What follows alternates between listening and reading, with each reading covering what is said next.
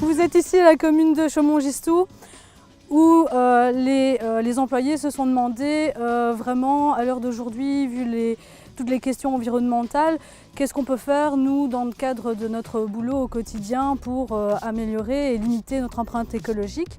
C'est pourquoi on a lancé les premières réunions éco-team où on s'est rendu compte que beaucoup de gens s'inscrivaient et beaucoup de gens donc participent à ces réunions. On est une quinzaine de personnes. Et chacun vient avec ses idées par thématique. Donc on a déjà eu une thématique gestion de l'énergie, on a eu aujourd'hui une thématique gestion des déchets. Et on essaye de voir avec ce que nous avons à disposition et à moindre coût ce que nous pouvons faire comme action au quotidien au niveau de la commune. Par exemple, on s'est rendu compte que les grosses imprimantes, il n'y avait rien derrière, qu'elles se mettaient en veille, mais qu'en étant en veille, ça consommait malgré tout.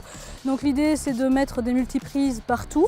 Ce panneau consiste à être un lieu d'échange entre les services ou les personnes qui ont du matériel à donner ou du mobilier et les personnes qui en ont besoin. Ça évite de ce fait de commander du matériel alors que peut-être il est à disposition ailleurs dans la maison. L'opération email consiste à faire une petite campagne d'affichage pour sensibiliser les gens à effacer les emails dont ils n'ont pas besoin, puisqu'on se rend compte que ça a un impact au niveau écologie et que ce stockage entraîne une empreinte carbone.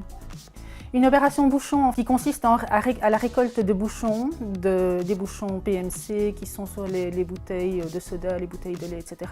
Et donc chaque fois que les bouchons sont collectés, le seau est plein, on conditionne ça dans des sacs en plastique qu'on dépose chez les Amis des aveugles et eux s'occupent du recyclage et donc ça leur fournit de l'argent, des fonds pour pouvoir payer des chiens aveugles et les mettre à disposition des gens qui en ont besoin.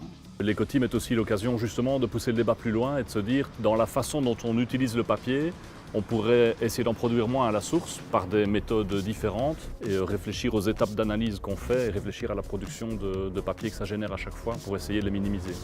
Avec toutes les éco-teams, on espère que ça fera des émules dans d'autres communes et qu'on pourra éventuellement arriver à un code de bonne pratique en matière de gestion des déchets, de l'énergie, etc.